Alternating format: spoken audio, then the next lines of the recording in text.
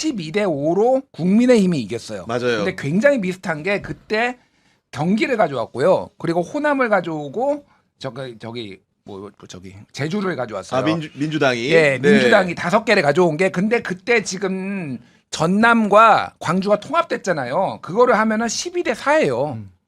지금처럼 완전히 똑같고 네. 경기도도 5시 반에 뒤집어졌고 국힘이 이기다가 5시 반에 이것도 서울도 이번에 7시 반에 뒤집어졌어요.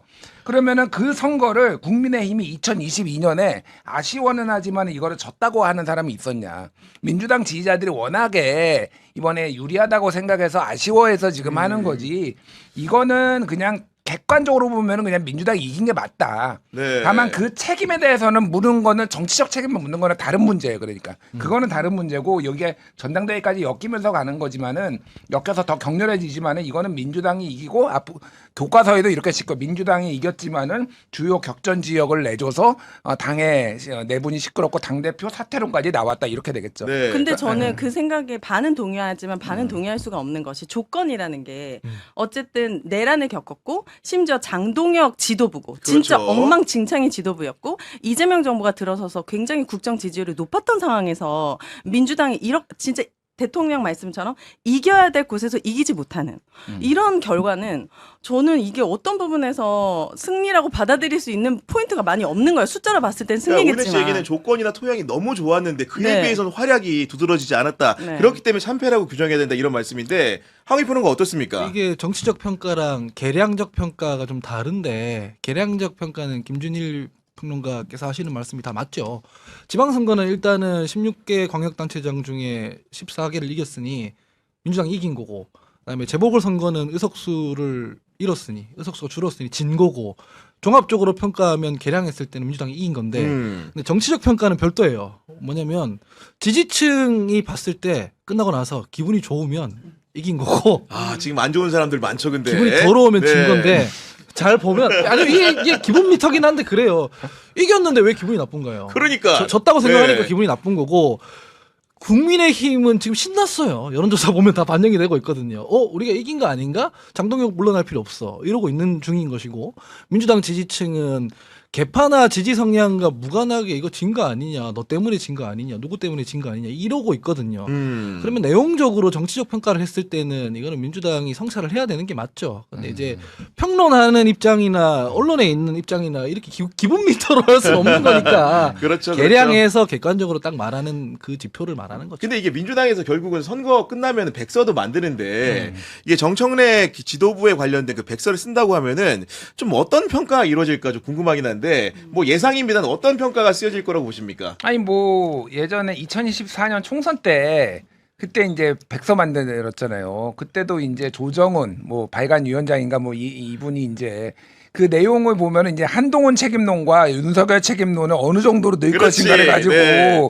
이제 내전이 벌어졌거든요. 저는 비슷할 거라고 봐요. 그러니까 대통령에 대한 책임 이게 안 들어가도 이제 막 엄청 난리가 난리가 나겠지. 나고 네. 근데 안 넣을 수는 없거든요, 솔직히 제가 보기에는 넣어야 될 부분은 넣어야 되는 거예요. 그게 어느 정도 영향이 있는지는 모르겠으나 예를 들면은 공소취소 특검과 관련, 그러니까 조작기소 특검, 공소취소 권한이 있는 이거가 당에서 추진을 하고 이거에 대해서 청와대 반응이 이랬고 뭐 이런 것들이 안 들어갈 수는 없을 거예요. 뭐 그 스타벅스 뭐 그 얘기도 어느 정도는 평가를 해봐야 되는 부분이고 그래서 그러니까 그냥 제 눈에는 솔직히 좀 바깥에서 제가 보기에는 이제 전쟁거리가 한두 개가 아니구나 지금 이게. 아, 전쟁거리가 많다. 앞으로 네. 계속 부딪히겠구나. 하나 둘 계속 그 생각이 들어요. 네. 아니 오늘 보니까 안경이 좀 파란색이 심하게 들어가니까 지금 옷도 이게 파란색이고. 네. 이게 보기에 따라서 검정색으로도 보이기도 하고 파란색으로 보이기도 합니다. 오늘 누구를 대변할지 지켜보도록 하겠습니다. 보니까 지금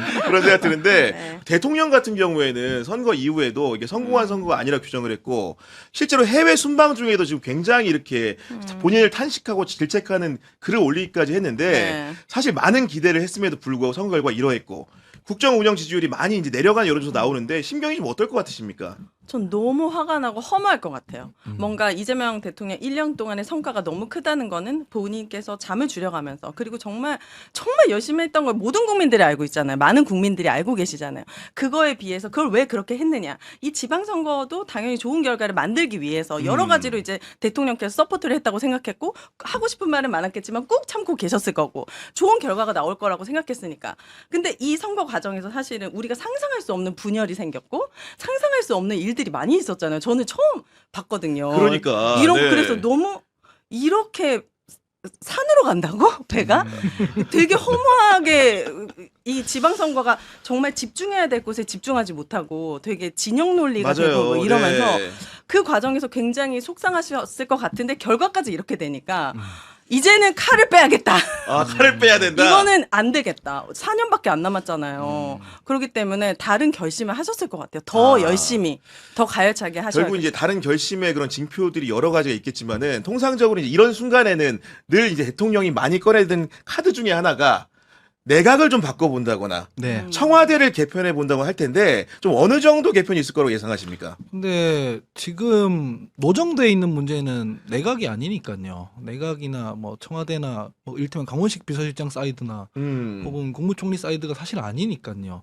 결국 당 사이드 쪽에서 더 많은 소음들이 나왔거든요. 요 1년 사이에 제명된 의원만 몇 명입니까, 사실은. 아, 그러네요. 네. 개량해 보면 그렇다는 얘기입니다. 그 여당 대표는 사실 제일 중요한 역량이 안정성입니다.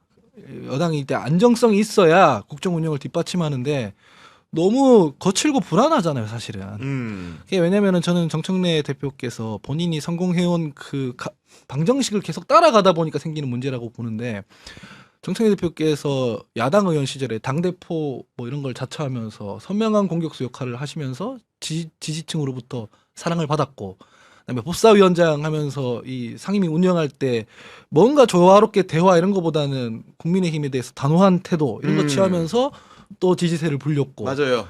그러니까 사실 선명성 뭐 상대 진영과의 싸움 이런 걸로 이제 지지를 받고 성공해온 모델이거든요. 근데 여당 대표는 그거 하는 거 아니거든요. 어쨌든 안정성을 기반해서 가려면은 여러 계층과 뭐 세대 간 갈등, 성별 갈등, 계층 갈등 이런 걸 좀 복합 갈등들을 조율하고 합의하고 이런 네. 태도가 필요합니다. 그런데 당 내부의 분열도 사실은 지금 조율이 안 되고 있는 상황이고 조율을 시도하려고조차 안 하고 있는 상황이고 선거 때 평택에서 벌어진 어떤 그런 난장판 이런 거 당의 컨트롤 타워로서 들어가서 조정하려는 시도를 안 했고 그런 것들이 불안하죠, 사실은. 그 본인이 싸움만 잘하면 된다고 생각했던 그 성공의 감옥에 갇혀 있기 때문에 지방선거 전략도 딱 내란 심판 이걸로 잡은 거 아닙니까? 지역 발전론이 아니라.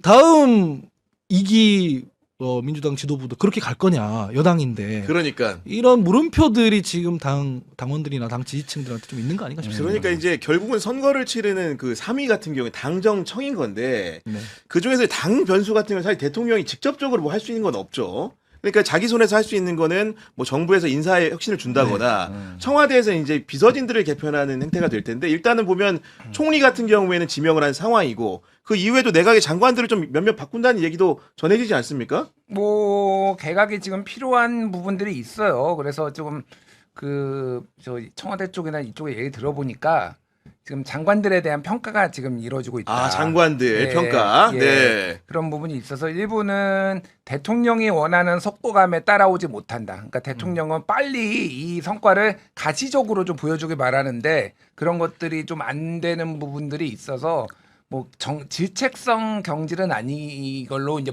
보여지겠지만 어쨌든 몇몇 분이 있을 것 같아요. 그 하원기 소장 말을 얹어서 좀 얘기를 하자면은 사실 이번 선거 책임이 그래서 뭐 대통령의 뭐 X에는 일부는 전 있을 수도 있다고 봅니다. 그거는 좀 더 평가를 해봐야 되겠지만 근데 정부가 정말로 못해가지고 하는 거에 했느냐에 대해서는 물음표예요. 그렇죠. 네. 그러니까 서울시장 선거에 부동산이 가장 결정적 요인이었다고 국힘은 계속 얘기를 하는데 저는 그렇게 보지 않거든요. 왜냐하면은 이미 2024년 총선, 2025년 대선에서도 한강벨트 정확하게 그러니까 대한민국의 그러니까 서울의 부동산 가격과 네. 국민의힘 득표율은 그때도 정비를 했어요. 이게 처음 있는 현상이 아니에요. 이번에 제일 많이 오른데 10개 구 중에 8개가 국힘이 이겼다 뭐 이런 맞습니다. 거 나오는데 그때도 그랬어요. 2025년 대선이 그러면은 그게 부동산 선거였냐? 전혀 아니었잖아요. 그러니까 그냥 거기에 보수적인 사람들이 많이 부자들이 많이 산다라고 보는 걸 지형 자체를 그렇게 이해를 해야 된다라고 보면은 부동산도 영향을 전세 물량이 없어서 영향이 있었지만 정부 정책에 있어서는 이번 선거가 별로 영향을 안 미쳤다라고 보는 게 맞고 결국은 당으로 돌아갈 수밖에 없어요. 제가 저만큼 정청래 대표 평소에 많이 까는 사람이 없었어요, 솔직히. 이게 혹시나 정청래 대표를 얘 친척 아니야 그러면서 아니 오해는 안경이 안 받을 친척이라 지금 보니까 그런 오해는 안 받을 것 같아요. 뭐 그런 오해는 안 받겠지. 진짜 많이 깠거든요.